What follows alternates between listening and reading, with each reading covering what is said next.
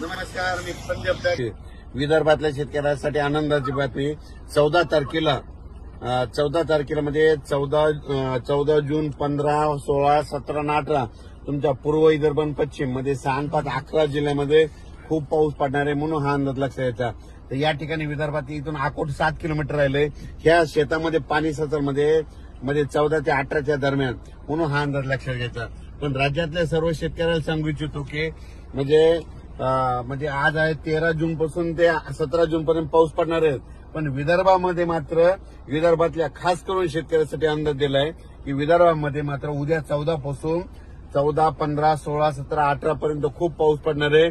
ज्यांचे शेत तयार आहेत नंतर तुम्ही तुमचा पेरणीचा निर्णय घ्या.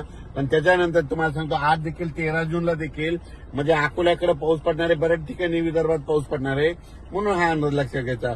पण काय झालं, काही भागामध्ये पाऊस पडले नाही. तर तुम्हाला सांगतो विदर्भामध्ये 14 तारखेपासून चांगल्या स्वरूपाचा पाऊस पडणार आहे. उद्या दुपारनंतर तुमच्या विदर्भामध्ये चांगला खूप पाऊस पडणार आहे. 14 जून पासून विदर्भात चांगला पाऊस पडणार आहे.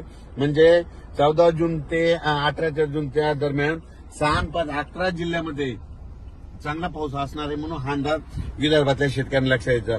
विदर्भ त्याच्यानंतर पूर्व विदर्भ, पश्चिम विदर्भ, दक्षिण महाराष्ट्र, उत्तर महाराष्ट्र, कोकणपट्टी, खानदेश, मराठवाडा म्हणजे सगळ्या विभागामध्ये म्हणजे आजपासून ते 17 जून पर्यंत दररोज वेगवेगळ्या भागात ठिकठिकाणी पाऊस पडणार आहे.